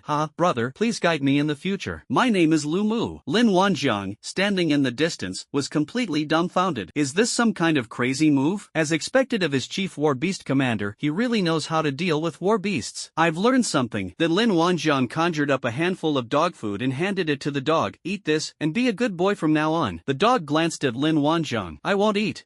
I advise you not to be ungrateful. Lin Wanjiang glared at him. Dog. Then the dog quietly ate its food. If it doesn't eat, it's afraid it'll get beaten up again. Not bad. Steward Lu's method is indeed effective. Lin Wanjiang nodded in satisfaction. After the dog finished eating, Lin Wanjiang patted its head. The dog is confused. What's wrong with its boss today? Why is it eating kibble for no reason? Something's wrong. There must be something wrong. We absolutely cannot provoke this demon king today. I'll go find chicken and have a chat about life later. Following Lu Mu's example, everyone else followed suit, each choosing a werewolf that suited them best. As for the feed, of course it was provided by Steward Lu. In about half an hour, all 80 people had chosen their own wolf warriors, and wolf warriors also recognized them. Don't underestimate this recognition. Whether a war beast accepts it passively or actively is a different matter. The ancients said, a mount protects its master. If a mount passively accepts the rider's commands, then there's no question of it protecting its master. When disaster struck, they abandoned the riders and fled the scene. When a mount actively accepts the rider's advances, the two will develop a better understanding and be more likely to face danger together. That's why there's the saying, protecting one's master. Battlefield combat is no child's play. If a war beast clashes with its rider, the rider could die several times without even realizing it. Now that everyone has gained initial recognition from the wolf warriors, it is something Lin Wanjiang is happy to see. This gave him a small surprise. Seeing that everyone had chosen their werewolves, Xiaobo couldn't wait to show off his wolf riders in front of everyone. Ox and horse squad, move out. No, calling them the ox horse squad seems a bit too low class. Let's call them the war wolf cavalry. Wolf warriors, follow me, the fat man roared with a childish swagger. No one noticed anything wrong with it. One by one, they climbed onto the wolf warrior suits and followed along with high spirits. This time, the pig rider tore off the cloth mask covering his face. They stood up. This thing is no longer needed. The 81 riders, with a much larger momentum than before, sped away. In my youth, dressed in fine clothes and riding a spirited horse, could I withstand the strange beasts crossing the river to the south? Chen Outnan got up early and was pleased to see that the wild boar cavalry were already training. His 7th regiment is truly getting better and better. When he saw the boar cavalry coming on their second lap, he initially just glanced at them casually, but that one glance almost twisted his neck. Even the composed Chen Outyan couldn't help but exclaim in surprise. Wild boar cavalry? Where are the wild boars? Xiaobo remained riding his flying tiger, but the others rode. They're all dressed like wolf warriors. When did Lin Wanjiang get so many wolf warriors? There weren't nearly as many on the earthen walls yesterday. My goodness, has this guy raided the wolf's den? Chen Outyan stared blankly as the boar cavalry, no, now they were wolf cavalry, sped away. His 7th regiment is going to fly to the heavens. It seems the 7th regiment needs a restructuring. This would definitely warrant the formation of a full-strength cavalry company. Chen Outyan's eyes lit up, as if he could see the future. Chen Outyan wasn't the only one who saw the war wolf cavalry. Almost all the soldiers on duty saw them. They were making such a big fuss, running around the mountain like that, it was impossible not to see them. Everyone reacted much like Chen Outyan, their eyes practically popping out of their sockets. Wild boars transformed into wolf warriors? Is this how you play? Upgrading can't be done step by step? Are you cheating? Newton must be turning in his grave. Okay, it has nothing to do with Newton. In short, this is not scientific. Just as Chen Outyan was looking forward to the future, an uninvited guest arrived. Su Binghuang came to find him. Commander Su, you're up so early too? Chen Outyan said with a smile. He was in an extremely good mood at the moment. Good morning, I've come here to discuss something with Brother Outyan. Su Binghuang said with a smile. Oh, what is it? Chen Outyan asked, puzzled. He didn't have much of a relationship with Su Binghuang, so why was this old guy looking for him so early in the morning? What are you discussing? Borrow money? That's definitely not an option. I'd like to borrow someone from Brother Outyan. Of course, I won't lend him for free. I can offer some tokens of my sincerity. Borrow someone? person? Chen Outyen frowned. Borrow, what kind of person? Su Binghuang rubbed his hands and said with a smile, yesterday, my daughter Wan'er fell in love with Lin Wanjiang at first sight, but, as a girl, she was too shy to say it to his face. After we got back, she insisted that I invite brother Lin to our house for a visit. Hee, as an elder, how could I refuse such a small request? That's why I came. Chen Outyen was worried about Lin Wanjiang's marriage last night. Now cabbages are being delivered to our doorstep? Such a good thing? Okay. Chen Outyen's brows relaxed and he smiled. Oh, I thought it was something important that made you come so early in the morning. Turns out it's this. Actually, I think Wan is a good match for me too. I must say, the two of them are quite compatible. That's great. I have no problem with it. If the two of them end up together, that would be a wonderful story. Let's go find that kid and have a chat. Chen Outyen led Su Binghuang to Lin Wanjiang. When Lin Wanjiang saw the two approaching, he already guessed what was going on. Chen Outyen then laughed and said, "Ha, Shaolin, your spring has arrived." Spring? What spring? I don't play cards. Lin Wanjiang was indeed a little confused. Why the heck is it spring right off the bat? Isn't this opening line a bit off? You're quite the ladies' man, aren't you? Remember Su Wanwan from last night? What do you think of her? Chen Outyen said, winking at her repeatedly. Lin Wanjiang was even more confused. Don't they know their own identities? Is this guy addicted to being a matchmaker? But his uncle is still here. How can I give my opinion? Lin Wanjiang coughed lightly and said, Miss Su Wanwan is beautiful, intelligent, and generous. She's a good girl. Chen Outyen leaned forward, pulled Lin Wan aside, and whispered, that girl has taken a liking to you. She's fallen for you at first sight. What a bombshell. Su Wanwan fell in love with him at first sight? Oh, so the Su family is planning to use a honey trap. He knew it. It wasn't that simple. And then, does the other party want me to meet their parents? Lin Wanjiang asked in a low voice. The two whispered to each other like thieves. How did you know, kid? Su Wanwan contacted you? Chen Outyen asked in surprise. No, I was just guessing. Isn't that how scripts always come about? Commander Su came to take me away? You guessed it again? Chen Outyen asked suspiciously. Yeah, didn't you know? That's how scripts are, Lin Wanjiang retorted, giving him an expression that said if you didn't know, you're out of touch. Don't talk nonsense. Su Wanwan said she wanted to invite you to her home, probably so her parents can give her their opinion. You're lucky, kid. I think this girl is pretty good. I'm usually pretty good at judging people, so you'd better cherish this opportunity. Chen Outyen put his arm around Lin Wanjiang's shoulder and spoke earnestly. At this point, Lin Wanjiang already knew the whole story. He could guess what had happened. Su Binghuang is trying to lure me to his Su family home, then take this opportunity to control him? They really played their cards right, managing to keep it a secret even from the Chen family. That's true. If Chen Outyen knew the Su family's true intentions, he would never release them. This old bastard has just spotted Chen Outyen's weakness. It's mainly due to information asymmetry. Chen Outyen was preoccupied with figuring out how to bring the young couple together, and had no time to think about anything else. But Lin Wanjiang didn't want to go. His image would be ruined if he went. He couldn't even go without knowing his identity. Boss, I'm still young. I don't plan on having a girlfriend yet.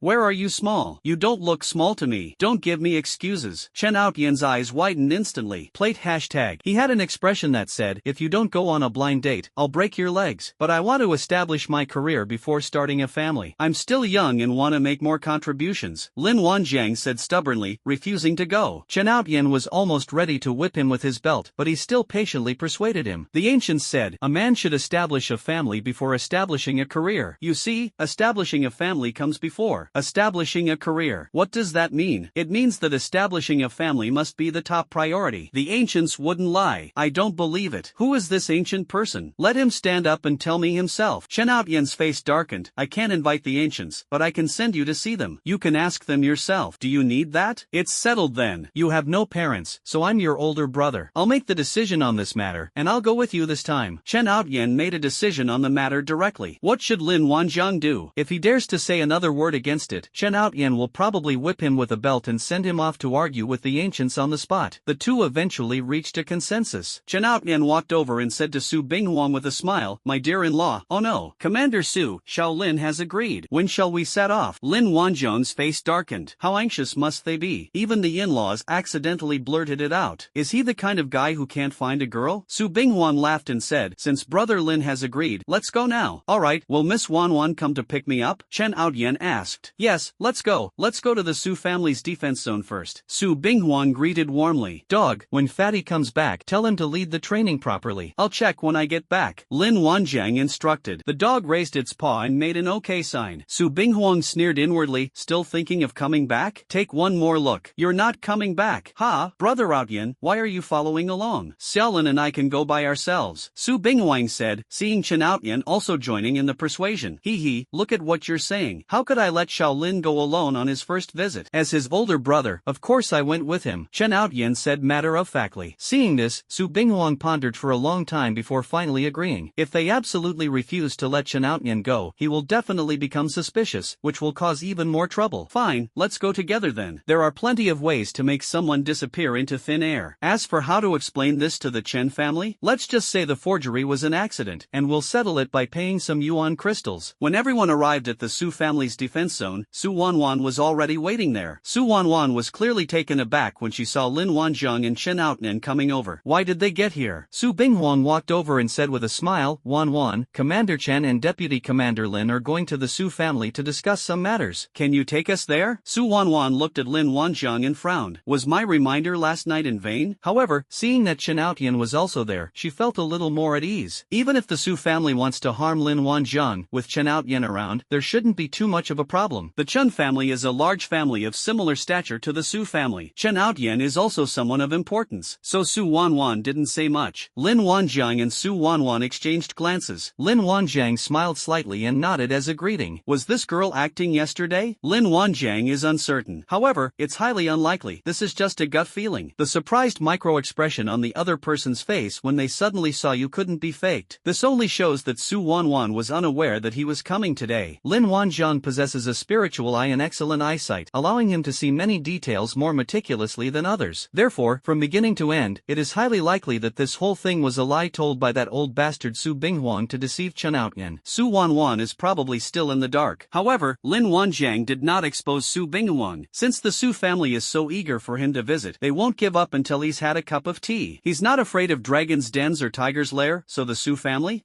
You'd better be sensible. It's fine for everyone to chat peacefully. It's easy to invite him, but it's not so easy to give him a gift. This is the absolute confidence of a level 4 awakened 100 skills user. Urged on by Su Binghuang, Su Wanwan led everyone to teleport. She stood next to Lin Wanzhong and took his hand in one hand. He put his other hand on Su Binghuang's shoulder. Lin Wanzhong had no choice but to grab Chen Outyan with his other hand to prevent him from being left behind. Group teleportation only requires any connection or contact, something Lin Wanzhong was very familiar with. But Wanwan, what do you mean by holding on so tightly? Are they afraid he'll run away? Good grief, so he was still planning to use his honey trap. A double trap. The next instant, the four of them appeared directly in a courtyard. The courtyard, with its pavilions and flowing water, is serene and elegant, a stark contrast to the border littered with blood and wreckage. Upon seeing this peaceful scene again, Lin Wanzhong was stunned for a few seconds. This must be the Su family's residence. They are indeed a wealthy and influential family. Chen Outyan looked around at his surroundings. This was his first time teleporting, so he was somewhat surprised. Su Binghuang chuckled at Chen Outyan and Lin Wanzhong's reactions. The teleportation skill is just a bit fast. It's true that you'll feel a little uncomfortable at first, but you'll be fine in a bit. Chen Outyan felt incredibly envious as he listened to people talking about Versailles. But what they said is true, and they have the right to boast. Chen Outyan was heartbroken. Out of curiosity, I tried teleporting, and I got hooked. Teleportation skills are indeed convenient. How come he never encountered such a good thing? No, this time we absolutely have to make sure that Kid Lin wins over this girl. Then, their 7th regiment will also be able to benefit from it and enjoy the teleportation privilege. Come on, follow me. Su Binghuang seemed to have become a completely different person. It felt like we were on home soil. Lin Wanzhong only realized that Su Wanwan was still holding his hand when he left. All that's missing is a line like, "Get out of here, young lady, please have some self-respect." However, it seems a bit ungentlemanly. Lin Wanzhong tried to silently pull his hand away, but the other person held it tightly. Zhou Ming, let go of my hand. Lin Wanzhong cried out for help in his heart. Oh well, I didn't get taken advantage of anyway, so let them keep grabbing me. The girl doesn't care, so why should he? Lin Wanzhong adjusted to a more comfortable gripping position and re-grasped the other person's hand. No, he was the one being gripped. Seeing Lin Wanzhong's outrageous antics, Su Wanwan's face instantly turned bright red, and she even wanted to pull her hand back. But now her hand was held tightly, and she couldn't pull it away. Then the two of them held hands and followed at a distance. Su Wanwan glared at Lin Wanzhong and whispered, "What are you doing here? Remember to stay by my side. If things don't go well, I'll take you away." Ouch, you're hurting me. Oh, sorry. Lin Wan adjusted his grip again. Didn't your uncle say you fell in love with me at first sight and invited us to meet your parents? Lin Wanzhong had already lost all shame. Su Wanwan blushed and rolled her eyes. You believe what he says? Why don't we leave now? This isn't a place for you. Su Wanwan Wanwan realized that this matter was not so simple. It was highly likely that her uncle knew Lin Wanzhang's identity and lured him here. I believe you. You're holding my hand so tightly. I believe you. Lin Wanzhang raised their clasped hands. Su Wanwan almost wanted to disappear into a crack in the ground. She admitted that she had initially gone all out and grabbed Lin Wanzhang's hand as if possessed. She said, somewhat embarrassed and angry, I was just worried about you being left here, and I was thinking of taking you away at any time. Besides, you're the one holding me now. Lin Wanzhang paused for a moment, but still didn't let go of his hand. What if Su Wanwan runs away? The other party can teleport. Now that he'd come to the Su family, he wanted to see what kind of show they were putting on. What if Su Wanwan is also involved? He then changed the subject with a laugh, saying, why did you cover for me? And why did you want to take me with you? You should know my value. I don't need to explain what I mean to a family. We've only met a few times. Don't tell me you like me. I don't watch those melodramatic soap operas. This was what puzzled Lin Wanzhang, and it was also what he really wanted to know. There is no love without a reason, nor is there hatred without a reason. Su Wanwan stared intently at Lin Wanzhang, her cheeks flushed with embarrassment, but she didn't look away for a second, and then, their eyes met. Heartsuit_hashtag. Upon seeing this, Lin Wanzhang felt a little embarrassed. I don't feel quite right with this girl today.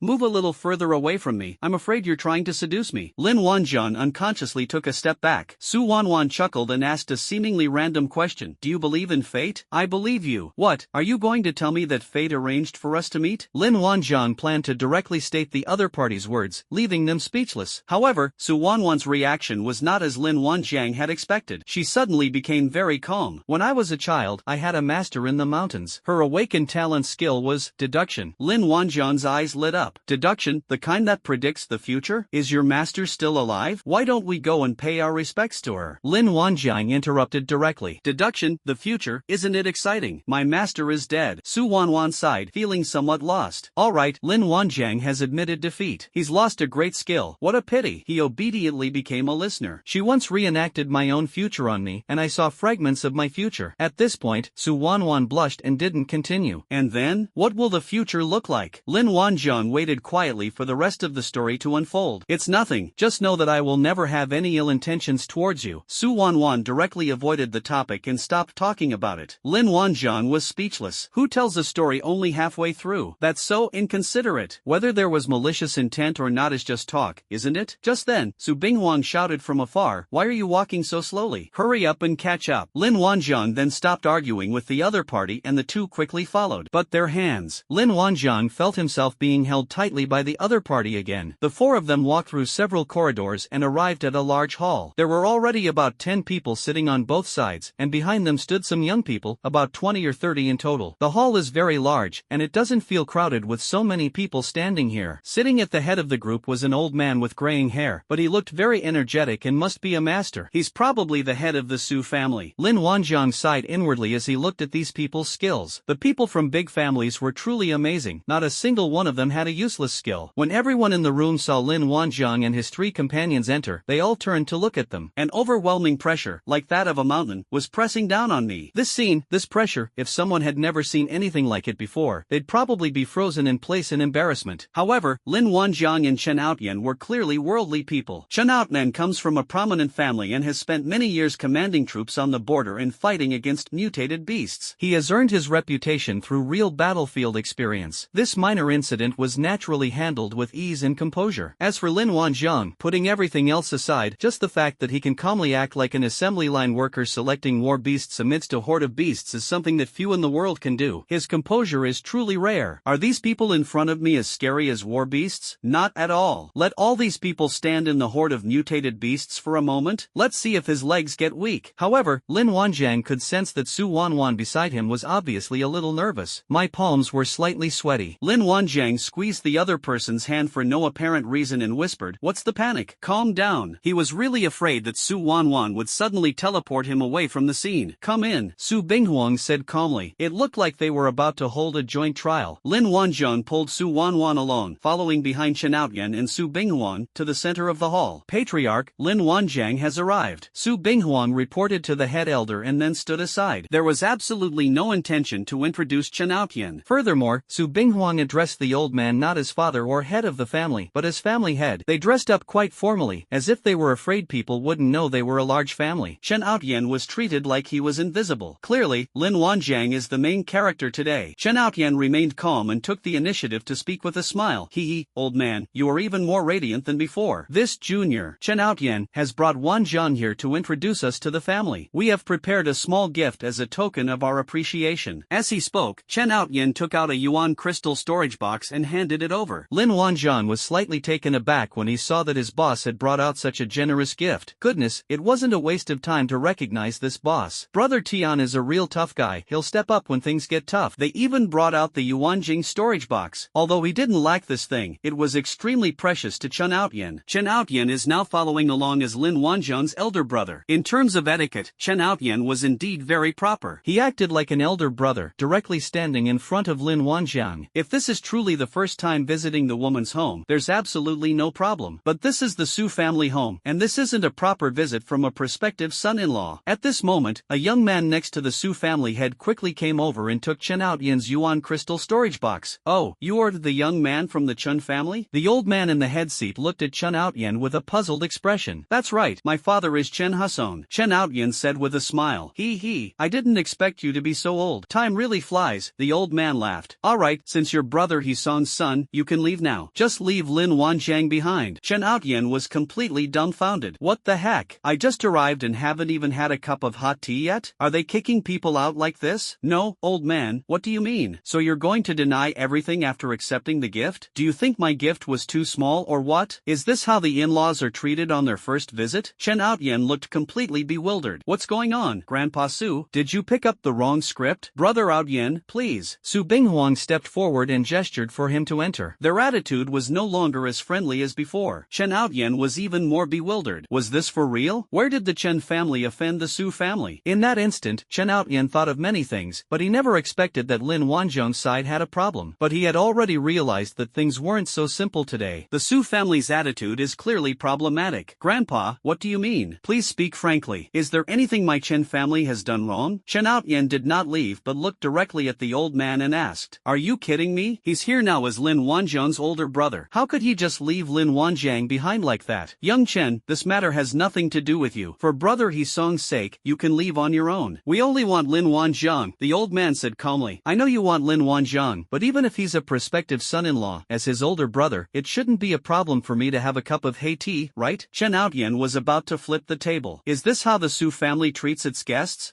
Prospective son-in-law? What prospective son-in-law? What nonsense are you spouting? A middle-aged man stood up and questioned him. We've come here specifically to discuss Wan and Wanzhang's matter. Since both of you are interested, shouldn't our two families sit down and talk things over? Chen Outyan brought up the topic, but he hadn't yet flipped the table. #straightface.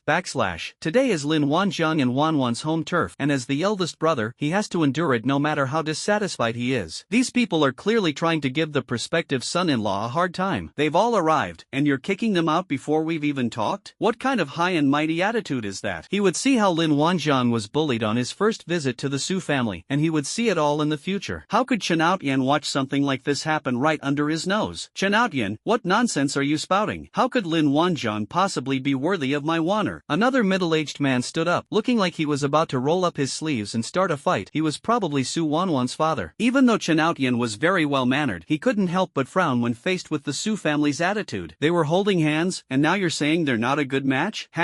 Are you trying to charge me more? Just as he was about to speak again, Lin Wanzhang stepped forward and pulled him back. Boss, let me handle this. You guys are on completely different wavelengths. They tricked us into coming here. It wasn't about their children at all. Lin Wanzhang said calmly. Chen Outyan looked at Lin Wanzhang and Su Wanwan. The two were still holding hands tightly. Wasn't this a visit to meet the parents? Was he drunk too much fake alcohol? Or what? This world is so chaotic. How come he couldn't understand what happened today? Lin Wanzhang pulled Su Wanwan forward, looked around at the crowd, and then addressed the old man at the head of the group. Old man, why did you go to such lengths to trick me into coming here? How dare you? Show some respect when you speak, a young man shouted. Did I talk to you? Shut up. Lin Wanzhang gave him a cold look. The young man trembled, as if he had suddenly stared at a colossal beast from the abyss. The terror made him feel suffocated. He immediately stopped talking, quickly looked away, and lowered his head. Boy, you dare to be so arrogant after coming to the Su family? Believe me or not, I'll cripple you right now, another young man said coldly. Is your Su family a family where people raise children but don't teach them anything? I'm speaking to your family head, and you all want to be the family head? Lin Wanzhang coldly surveyed the crowd, adopting the demeanor of a troll. Anyone who dares to stand up will be be attacked. Su Wanwan felt a chill run down her spine. To be honest, Lin Wanjiang did look quite handsome, with an air of dominance over the world. But bro, are you sure you won't get into trouble for showing off like this? She even considered teleporting away with Lin Wanjiang. But Lin Wanjiang held her tightly, gesturing with his eyes for her not to rush. Lin, the troll, engages in a verbal battle with the group of Su. Who disagrees? Who else? Hee, young Lin, you have quite the courage, the old man in the main seat said with a smile. Let's not beat around the bush. I hope you will join my Su family. My Su family will guarantee you a life of comfort and security for the rest of your days. I'm already financially secure. Why would I want to join your Su family? Lin the troll said, showing no respect whatsoever. I won't give it to an old man. Hee, kid, now that you're here, do you think you have any other options besides joining the Su family? The old man looked at Lin Wanjiang with a smile, as if he had everything under control. They didn't care at all about the arrogance in Lin Wanjiang's words. Chen Outnian said that he thinks he finally understands it a little. This isn't a prospective son-in-law coming to visit. This is someone trying to steal Chen Outnian's wife. It must be. Lin Wanjiang is the apple of his 7th regiment's eye, and he cannot tolerate this. Grandpa, I don't like hearing that. Lin Wanjiang is indeed a talented person, but don't forget that he is now a member of the Chen family. Do you think it's appropriate for you to forcibly poach him right in front of me? So you're pretending I don't exist, huh? Chen Outnian's words were icy, and a few strands of his hair stood on end. He was clearly furious. Lin Wanjiang rubbed his temples. My boss seems to have gone astray and hasn't realized the seriousness of the situation yet. There are so many of them here. Big brother, can you take them all on by yourself? Since his public image had already been ruined, Lin Wanjiang stopped trying to hide it. Boss, I'm actually a dual skill awakener. My other skill can copy elemental crystals, the kind that replicates infinitely. As he spoke, Lin Wanjiang took out a sack of yuan crystals and began to copy them in front of Chen Outyan. In the blink of an eye, 2 sacks of yuan crystals appeared in front of Lin Wanjiang. Chen Outyan, Sigma, winky face. Then Lin Wanjiang copied it again, turning 2 sacks of yuan crystals into 4 sacks of yuan crystals. Chen Outyan, asterisk and hashtag asterisk %. Not only was Chen Outyan shocked, but the members of the Su family also had burning eyes after witnessing Lin Wanjiang's abilities firsthand, as if they had seen a treasure mountain. No amount of hearsay can compare to the power of witnessing it firsthand. Old Su's eyes were full of stars. The heavens are truly favoring the Su family. Today they will receive a true god of wealth. It seems that the Su family is destined to stand above all other families. Ha ha ha ha. Old man Su burst into inward laughter. So, now you know what the Su family's purpose is, right? Lin Wanjiang shrugged. Having to demonstrate one's abilities to explain the ins and outs of the matter to the boss is just too unrefined. Shouldn't Chen Outyan have learned from others how amazing he was, and then been shocked by the heavens? Sigh, it's hard to even subtly show off. Lin Wanjiang sighed, lamenting how clueless the Su family was. They wouldn't even cooperate or subtly tell Chen Outyan how awesome he was. At this point, Chen Outyan was well aware of the seriousness of the situation. He swallowed, his throat feeling dry. Lin Wanjiang's skill. It's just a mobile crystal mine. Even a small to medium-sized crystal mine is worth the huge price that all 4 families have to pay to mine it. There's no reason to let such an inexhaustible living god of wealth escape. He had already seen that the Su family members had blocked the entrance to the hall. Moreover, a large number of people also flocked to the outside of the hall. This is an attempt to force people to stay. Chen Outyan also realized that the situation was not good. He had been careless today and had actually fallen into a dangerous situation. What's the use of telling me this now? We can't get out. Chen Outyan started cursing. He's about to be silenced after just learning the truth. Happiness lasts only a second. Grandpa Su, you're not planning to let us go, are you? Chen Outyan said coldly. Obviously, now that you know, you really can't leave today, the old man said with a faint smile. Alright, then Chen Outyan, will come and experience the strength of the Su family. A yuan crystal blade appeared out of thin air in Chen Outyan's hand. The so-called Yuan Jing knife is nothing more than a modification of a traditional knife. Injecting elemental energy can make the knife sharper and more durable. This is also a relatively common standard issue weapon. At the same time, Chen Outyan's clothes billowed, and the faint sound of metal clashing could be heard. This is the prelude to unleashing a powerful attack. Shaolin, stay behind me. Find a chance to escape later, and I'll lead you to fight your way out. Chen Outyan whispered to Lin Wanjiang, preparing for a desperate fight. He never backed down even when facing millions of mutated beasts, so it's even less likely now. Seeing this, Lin Wanjiang quickly stopped him. Calm down, boss. Don't we still have Su Wanwan? Lin Wanjiang raised their tightly clasped hands. Chen Outyan was slightly taken aback, realizing he had forgotten about it. Isn't there a hostage right here? That would give them an even greater chance of breaking through. Lin Wanjiang couldn't help but chuckle at Chen Outyan's posture as if he were about to kidnap Su Wanwan. Big brother, Su Wanwan is one of my people. She can teleport us, okay? Chen Outyan blinked. Teleportation? Yes. If Su Su Wanwan is willing, they can teleport away. The main problem is that he didn't have the teleportation skill before, so for a while he was still thinking about problems using traditional thinking. It's just that his limited skills restricted his imagination. You're pretty good, kid, you got her right away. Chen Outyen gave him a thumbs up. Looks like he doesn't need any more instruction on the 36 strategies for picking up girls. Su Wanwan rolled her eyes at the two's flirtatious conversation. How did she inexplicably become his woman? Forget it, this isn't the time to worry about these things. She stepped forward and pulled the two of them, preparing to teleport. The Su family members were stunned by what they saw. What's going on? Is Su Wanwan trying to run away with her people? How is that possible? Although everyone says that girls tend to side with outsiders, goodness, this isn't just about outsiders, it's about the whole person turning outwards. The members of the Su family became anxious and stood up abruptly. The reason they were able to remain calm just now was because the Su family was now as solid as an iron barrel. Not even a mosquito could escape. But now, I can't sit still anymore. They never expected Su Wanwan to be involved. This is truly a case of oversight despite meticulous planning. If Su Wanwan takes Lin Wanjiang away today, they'll have nowhere to cry. Su's father's chest heaved so much that he almost fainted from anger. Oh no, our own cabbage is going to lead the pig away. Wait a moment. At that moment, two voices rang out simultaneously. One voice said Lin Wanjiang, the other said the head of the Su family. Wanner, do you know what you're doing? Don't forget what your surname is, the old man said coldly. If you dare to leave here with anyone today, I will kill your parents with my own hands. The old man's murderous intent was completely revealed, a stark contrast to his calm and composed demeanor just moments before. This is a desperate act. Without a doubt, old man Su is capable of doing something like this right now. There is no kinship in a large family. Lin Wanjiang's case is of utmost importance and cannot be compromised. Even if it were his own son who dared to do such a thing, he would personally kill him. What's more, Su Wanwan and her group are from a branch. When Su Wanwan awakened the teleport skill and teleported home, her family was taken to the host family's house. The treatment they received also improved accordingly. I thought this would be a case of rising tide lifting all boats, and the father gaining prestige through his daughter. Who would have thought that in the end, it would be a remote control held by someone else? Su Wanwan froze upon hearing the old man's words, and Lin Wanjiang could feel her hands beginning to tremble slightly. I don't know if it was anger or fear. Su Wanwan and he were not related, and they had only met twice. Lin Wanjiang felt that she had already done a lot for him. Lin Wanjiang patted her hand and laughed.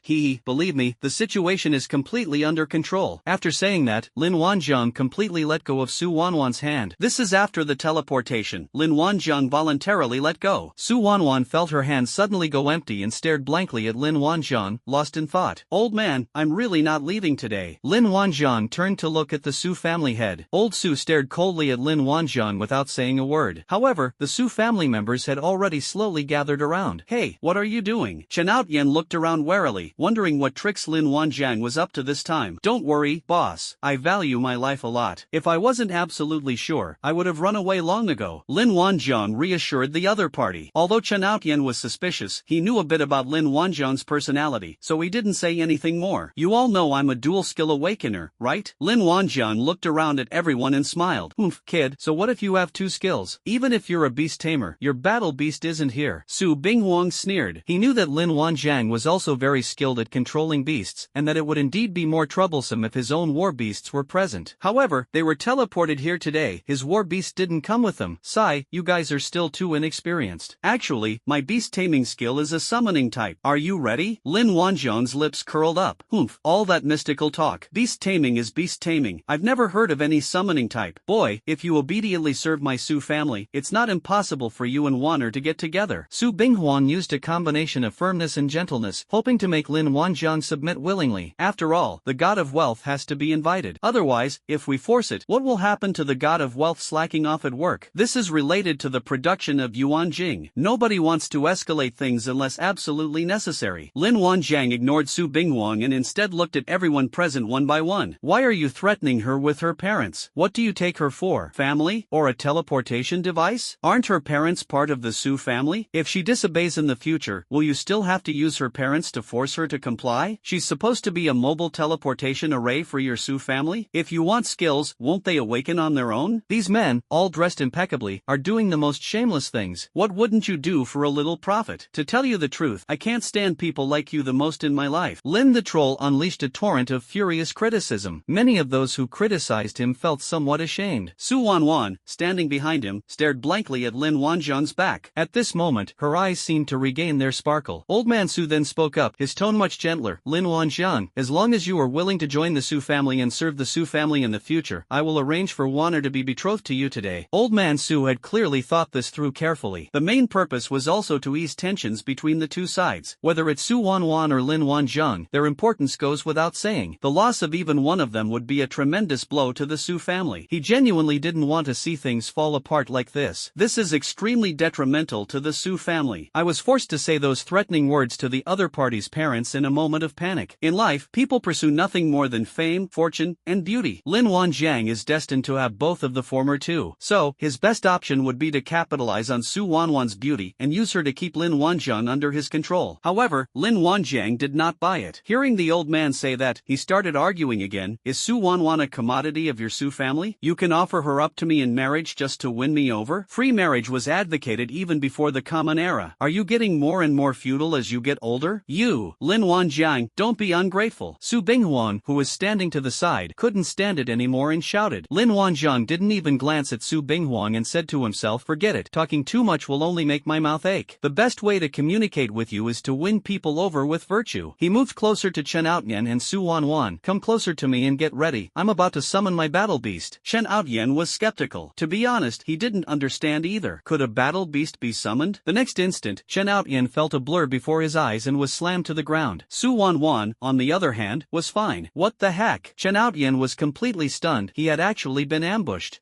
Sorry, I didn't control the summoning well. Lin Wanjiang said somewhat awkwardly. Chen Outyan felt as if he were being crushed by a mountain of flesh. He turned his head and found that there was a huge brown bear head staring at him. Chen Outyan jolted awake and instantly sobered up. The brown bear sized up Chen Outyan under its crotch, then awkwardly moved its rear end away, freeing Chen Outyan. War beasts. It actually works. Chen Outyan was utterly shocked. This was the first time he had ever seen a beast tamer who could summon battle beasts. That was truly eye-opening. Did he almost get sat on and killed by that brown bear just now? The thought of this made Chen Outyan's face darken. Can't you be a little more reliable? My lifelong reputation was almost ruined. Chen Outyan shook his head and got up, suddenly realizing that the atmosphere was a bit off. When Chen Outyan glanced in other directions, he almost wondered if he had entered a zoo. The entire hall was filled with war beasts, and they were all brown bears. The space was almost completely filled. There was even one hanging on the gate. The strangest thing is that old man Su actually grabbed the roof beam with one hand and hung on it lightly. As for the Su family, he didn't see them, and he didn't know where they were. The view might be blocked by these huge lumps of meat. Su Wanwan witnessed the whole thing and was dumbfounded. Sigma, winky face. At this moment, cries of pain and curses rang out from the arena. Holy crap, what is this? Lin Wanjiang, you actually launched a sneak attack. You must have a death wish. Wait until I get up, I'll cripple you. Lin Wanjiang ignored these voices. These people were all being suppressed by Xiang's backside. He stared expressionlessly at the old man hanging there. Old man, I didn't expect you to be so skilled at your age. You must be at least level 4, right? This was the first time he had ever seen a level 4 awakened in real life.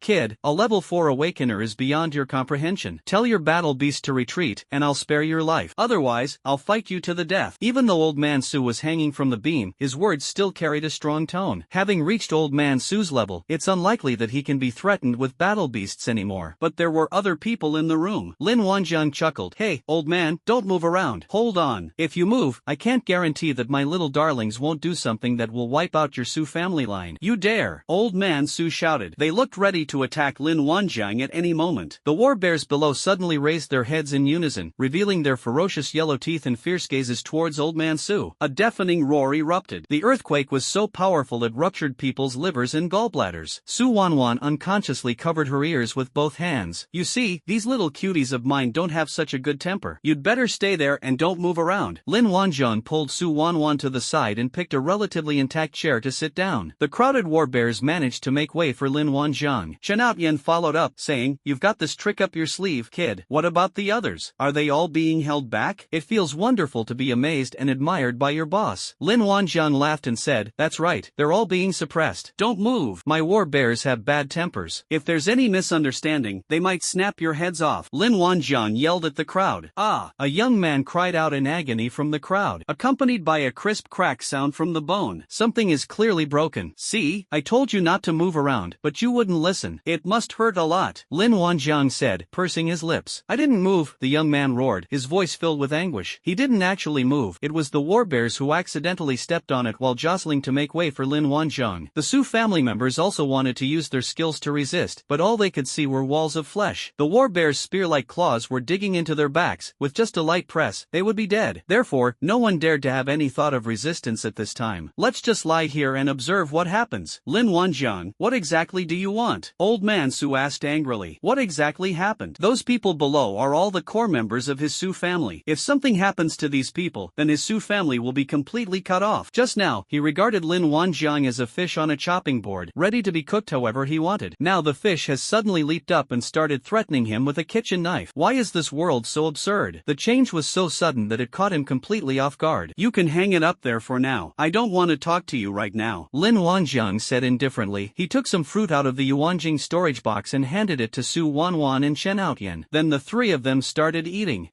Old man Su was so angry his liver hurt. Today was probably the day he got angry the most times in the entire year. Lin Wanjiang, release the people, and I'll let you leave safely. Old man Su finally wanted to compromise. Leave? I don't want to leave now. The environment at your Su family's place is quite nice. I'd like to stay for a few more days, Lin Wanjiang said, munching on fruit and looking around. Wanjiang, could you please release my dad first? My mom always says he has a bad back. Su Wanwan whispered from the side. No problem, but are you sure it's your back that's bothering you, and not something else? Lin Wanjiang asked with a gossipy look. Su Wanwan looked bewildered. That's exactly what my mom said. You don't actually know how to treat illnesses, do you? Lin Wanjiang looked at the girl's dazed expression and shook his head helplessly. Hey, who's holding down Su Wanwan's dad? Lin Wanjiang shouted. Here, I'm here, a middle-aged voice hurriedly rang out. Let him up here, his back is bad. Lin Wanjiang's words were light, but everyone could hear them. What the heck? Someone with a bad back gets this kind of treatment? Su Wanwan's father's face turned red, probably from holding it in for too long. At that moment, many people hurriedly shouted, Hey, Lin Wanjiang, my back hurts too, please let me up. What do I care if you guys have bad backs? Go find your wives. Lin Wanjiang was too lazy to pay attention to the others. He turned to look at Su Wanwan. Do you have any relatives with back problems who need me to put things on their backs? Su Wanwan was speechless. That's it. What does it mean to say a relative with a bad back? That sounds so strange. More and more people gathered outside the hall. Lin Wanjiang glanced outside but ignored him. Lin Wanjiang, what exactly do you want? Just say it directly, don't play these tricks. Old man Su said angrily. It's not about what I want to do, it's about what your Su family wants to do. Lin Wanjiang looked at old man Su and sneered. You first sent Su Binghui and Principal Li to try and subdue me, but I managed to escape. I've already gone to the North District, but you guys are still haunting me, luring me here. Do you really think I, Lin Wanjiang, am made of clay? If the Su family steps forward today, the Shin family will step forward tomorrow. I don't like this endless, meaningless internal strife. Therefore, I need to make an example of someone. Old man Su's voice was icy.